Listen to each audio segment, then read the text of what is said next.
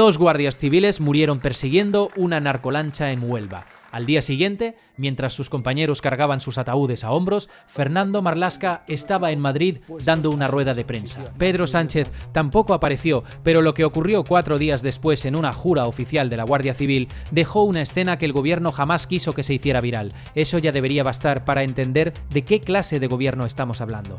Pero la historia no termina ahí. Hay algo más, algo que ocurrió días después en una jura de bandera en Jaén que nadie que lo vio va a olvidar. Y hay una frase pronunciada por la candidata socialista en un debate electoral que resume mejor que cualquier análisis lo que piensa este gobierno de los hombres y mujeres que se juegan la vida cada noche en las costas de Andalucía.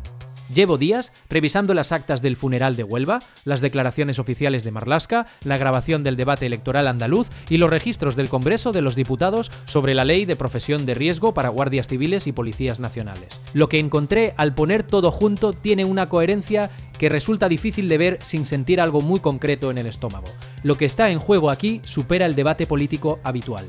Hay 2 familias que enterraron a sus padres, a sus maridos, a sus hijos, y el gobierno que los envió a perseguir narcolanchas no tuvo la decencia de ir a despedirles. Piénsalo un momento. Si fuera tu padre, si fuera tu hermano, si fuera alguien a quien quieres el que estuviera en ese ataúd, ¿te parecería normal que el ministro responsable de mandarle ahí prefiriera estar en una rueda de prensa? Todo el mundo sabe que los narcos matan guardias civiles en España, que la costa de Huelva y Cádiz es un territorio donde las narcolanchas con motores de alta potencia superan a las embarcaciones policiales. Eso lo sabe el ciudadano de a pie, lo sabe la prensa, lo saben las asociaciones del cuerpo que llevan años pidiendo más medios, pero lo que nadie ha puesto junto en el mismo párrafo es la secuencia exacta de lo que hizo cada protagonista de este gobierno entre el viernes 8 y el miércoles 13 de mayo. Y esa secuencia, vista en orden, cuenta una historia que Moncloa preferiría que nunca vieras. Empecemos por el principio, por la noche del viernes. Eran las últimas horas del 8 de mayo. 2 embarcaciones de la Guardia Civil perseguían a una narcolancha a unas 80 millas de la costa de Huelva. Alta velocidad, mar abierto, oscuridad. Las narcolanchas que operan en esa zona llevan motores de hasta 4.000 caballos. Están diseñadas para una sola cosa: huir. Y los guardias que las persiguen van en embarcaciones con medios que las asociaciones del cuerpo llevan años denunciando como insuficientes. En algún momento de esa persecución, las 2 embarcaciones de la Guardia Civil chocaron entre sí. Jerónimo y Germán murieron. Otros agentes resultaron heridos. La noticia llegó a Madrid esa misma noche. Al día siguiente, sábado 9 de mayo, se celebró el funeral en la comandancia de la Guardia Civil de Huelva. 200 personas en la calle aplaudiendo los féretros mientras sonaba el himno nacional. Compañeros portando los ataúdes a hombros. Familias destrozadas. El obispo de Huelva recordando desde el altar que el dinero de la droga siempre está manchado de lágrimas y sangre. Marlaska tenía rueda de prensa en Madrid sobre el antivirus, a la misma hora en Madrid. Sánchez, que estaba ese fin de semana en Andalucía haciendo campaña para las elecciones del 17 de mayo, tampoco fue. Su agenda marcaba un acto en la línea de la Concepción junto a Montero. Ese acto se aplazó, pero el Falcon presidencial voló ese sábado a Tenerife, donde Sánchez fue a coordinar la llegada del barco del antivirus. Repasemos. El presidente del gobierno de España está en Andalucía. A 400 kilómetros de Huelva, 2 guardias civiles de su gobierno acaban de morir en acto de servicio, y en vez de ir al funeral, coge el Falcón y se va a Tenerife. La excusa oficial fue la gestión de la crisis sanitaria del antivirus, una crisis en la que, por cierto, había un solo español afectado en ese momento, estable en Planta 22 del Gómez Ula. Mientras en Huelva había 2 familias intentando entender por qué el gobierno que mandó a sus hombres a perseguir narcos no había mandado a nadie a despedirlos. Al funeral sí fue María Jesús Montero, la candidata socialista a las elecciones andaluzas. Fue recibida con abucheos. Ahí empieza el segundo capítulo de esta historia. Montero llegó a la Capilla Ardiente de Huelva. Se puso frente a las familias, frente a los compañeros de Jerónimo y Germán, frente a 200 personas que llevaban horas llorando. Y en ese contexto, en ese escenario, días después usó en un debate electoral una expresión para referirse a lo que había ocurrido que dejó a media España sin palabras. Accidente laboral, así definió Montero la muerte de 2 guardias civiles arrollados por una narcolancha en plena persecución. Accidente laboral, como si hubieran resbalado en el trabajo, como si los narcos fueran una circunstancia fortuita del desempeño de sus funciones, como si perseguir lanchas con 4.000 caballos en el mar de noche a 80 millas de la costa fuera lo mismo que tropezar en una obra. Las asociaciones de guardias civiles pidieron a Montero que rectificara. El PSOE intentó matizarlo después hablando de muertes en acto de servicio, pero la frase ya había salido. Y la frase importa, porque detrás de esa frase hay algo muy concreto. Reconocer la muerte de Jerónimo y Germán como acto de servicio, en vez de accidente laboral, tiene consecuencias jurídicas y económicas para sus familias. Tiene implicaciones en las pensiones, en las indemnizaciones, en los derechos de los herederos. La diferencia entre las dos categorías no es semántica, es dinero, es protección, es reconocimiento del riesgo que corrían. Y Montero eligió la categoría más barata para el Estado. La ironía tiene una textura particular cuando la protagoniza el partido que lleva 4 años diciendo que defiende a los trabajadores y a las familias vulnerables. El mismo partido que aprobó la Ley de Garantía del Poder Adquisitivo. El mismo que habla de escudo social en cada rueda de prensa. Ese partido llamó accidente laboral a la muerte de 2 de sus servidores más expuestos. Pero el tercer capítulo es el que hace que todo lo anterior parezca casi menor. Miércoles 13 de mayo, Baeza, Jaén. Academia de Cabos y Guardias, jura de bandera de la 131ª promoción. Acto solemne. Cientos de guardias civiles, familias, representantes institucionales. Marlaska sube al estrado. Empieza a hablar. Y en algún momento de su discurso menciona a los 2 agentes fallecidos en Huelva. Dice que está dolido, dice que está rabioso, dice que comprende el dolor y la rabia que ha generado la tragedia. Y desde el público salen pitidos. 8 segundos. La organización tuvo que pedir por megafonía que se guardara el respeto a las instituciones. 8 segundos de abucheos de guardias civiles a su propio ministro del Interior en un acto solemne con uniforme de gala. ¿Cuándo fue la última vez que recuerdas algo así en España? ¿Cuándo fue la última vez que un ministro fue abucheado por los propios cuerpos que dirige en un acto oficial? Marlaska respondió que también él se sentía rabioso y siguió el acto como si nada. Hay algo que conviene entender sobre por qué esos pitidos son tan importantes. Los guardias civiles son un cuerpo militar, tienen una cultura institucional de disciplina y jerarquía que hace que expresar públicamente el malestar hacia un superior sea algo que se evita. Cuando 90.000 personas con esa cultura producen 8 segundos de silbidos en un acto con uniforme de gala, el nivel de hartazgo que hay detrás es difícil de dimensionar para quien no ha visto de cerca cómo funciona ese cuerpo. Esos 8 segundos no fueron un gesto espontáneo de 4 personas. Fueron el termómetro de algo que lleva años acumulándose. Las asociaciones del cuerpo llevan tiempo denunciando la falta de medios. Las narcolanchas que operan en el campo de Gibraltar y la costa de Huelva tienen motores de hasta 4.000 caballos que superan en potencia y velocidad a las embarcaciones de la Guardia Civil. El año pasado murieron 2 agentes en Barbate arrollados por una narcolancha. Este año han muerto otros 2 en Huelva. El patrón se repite. Los medios no mejoran. Conviene detenerse en Barbate un momento, porque Barbate no es historia antigua. Barbate fue en febrero de 2024. 2 guardias civiles muertos arrollados por una narcolancha. Un vídeo que se hizo viral donde se veía a personas en la orilla riéndose mientras los agentes eran arrollados. Marlaska compareció entonces ante el Congreso. Dijo que no iba a dimitir. Dijo que los medios eran suficientes. Dijo que la Guardia Civil tenía todo lo que necesitaba. 14 meses después, murieron Jerónimo y Germán exactamente de la misma forma. El mismo ministro, el mismo argumento, el mismo final. Hay algo que la oposición lleva pidiendo desde Barbate que el gobierno ha ignorado de forma sistemática. Una investigación independiente sobre los medios disponibles en la costa, un plan de modernización de las embarcaciones y un protocolo específico para las persecuciones de alta velocidad en mar abierto. El gobierno respondió con estadísticas sobre el número de operaciones realizadas y la cantidad de droga incautada. Buenos números. Pero Jerónimo y Germán están muertos de todas formas. ¿Sirve de algo incautar más droga si las embarcaciones que usas para hacerlo no pueden seguir a las que huyen? Y el Congreso de los Diputados lleva 71 intentos fallidos de aprobar la ley que reconocería a guardias civiles y policías nacionales como profesión de riesgo. 71, el PSOE ha bloqueado esa ley sistemáticamente.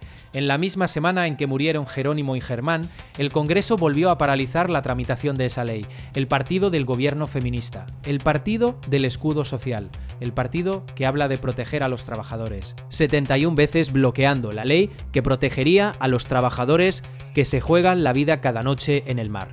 Hay algo que merece ser dicho sobre por qué el PSOE bloquea esa ley con tanta consistencia. Reconocer a guardias civiles y policías como profesión de riesgo tiene implicaciones económicas concretas para el Estado. Mejores pensiones, mejores indemnizaciones, mejores protocolos de seguridad obligatorios. Todo eso cuesta dinero.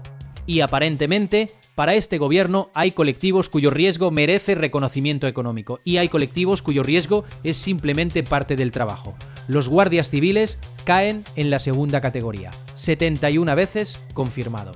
Mientras tanto, el gobierno de Pedro Sánchez, el mismo que no fue al funeral de Jerónimo y Germán, aprobó en 2023 una subida salarial del 0,5% para los funcionarios públicos y celebró ruedas de prensa para anunciar el compromiso con los empleados públicos. Las palabras son bonitas, pero cuando llega el momento de poner dinero encima de la mesa para proteger a los empleados públicos que pueden morir en el trabajo, el PSOE vota en contra 71 veces. La ironía, como decíamos, tiene su propia textura.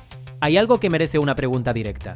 Si los muertos en Huelva hubieran sido 2 trabajadores de cualquier otro sector, digamos 2 mineros o 2 enfermeros, ¿crees que el ministro habría preferido una rueda de prensa sobre el antivirus al funeral? ¿Crees que la candidata de su partido habría usado la expresión accidente laboral en un debate electoral 2 días después? ¿Crees que el Congreso habría bloqueado por 71ª vez la ley de protección de ese colectivo en la misma semana de su muerte? La respuesta que cada uno dé a esas preguntas dice mucho sobre cómo entiende la política de este gobierno, pero hay algo más que conviene decir sobre Marlaska específicamente, porque su historial con la Guardia Civil en la costa de Andalucía tiene una dimensión que va más allá de la tragedia de Huelva. Bajo su mandato, el gobierno desmanteló Oconsur.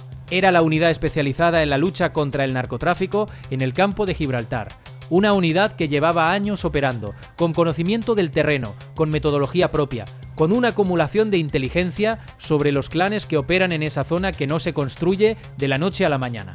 El gobierno la desmanteló. Los detractores de esa decisión llevan años argumentando que dejó un vacío operativo que los narcos aprovecharon para reorganizarse y escalar en violencia y capacidad logística. Marlaska nunca reconoció ese argumento. Siguió repitiendo que España tiene más medios que nunca para luchar contra el narcotráfico, que los datos respaldan la gestión, que las críticas son oportunismo político. Y mientras tanto, Jerónimo y Germán están en el cementerio. El capitán Jerónimo Jiménez, natural de Villanueva del Rosario, en Málaga. Ingresó en la Guardia Civil en 1994. 32 años de servicio. Estuvo destinado en Guipúzcoa antes de llegar a la comandancia de Málaga. 56 años. Sus compañeros lo describieron como alguien que sabía exactamente lo que hacía cada vez que salía en misión. Alguien que conocía el riesgo y lo asumía de todas formas porque creía que valía la pena. El agente Germán tenía 55 años. Piensa en eso un momento. 55 y 56 años. 2 hombres que podrían haberse jubilado anticipadamente, que podrían haber pedido destinos más tranquilos, que llevaban décadas en el cuerpo y que aquella noche del 8 de mayo estaban en el mar a 80 millas de la costa persiguiendo a una narcolancha. Porque ese era su trabajo. Porque lo habían elegido. Porque creían que alguien tenía que hacerlo. Sus familias merecían que el ministro fuera a despedirlos. Sus viudas merecían ver al titular del ministerio que los mandó ahí cada noche. Sus hijos merecían que el hombre responsable de dotarles de los medios con los que trabajaban se plantara delante de sus ataúdes y dijera algo, lo que fuera, que demostrara que el Estado al que sirvieron durante décadas reconoce lo que les costó ese servicio. Marlaska eligió no estar. Y Pedro Sánchez, que lleva 4 años construyendo el relato de un gobierno que cuida a los más vulnerables y protege a quienes más lo necesitan, lo permitió. El Falcón voló a Tenerife esa tarde. Hay algo que merece atención sobre cómo el gobierno gestionó la comunicación de todo esto, porque la comunicación también cuenta. Cuando Barbate ocurrió en 2024, el gobierno tardó horas en reaccionar públicamente. Marlaska compareció, pero no dijo nada que sonara a responsabilidad real. El relato oficial fue el mismo de siempre. Los medios son suficientes, las cifras son buenas, las críticas son oportunismo político.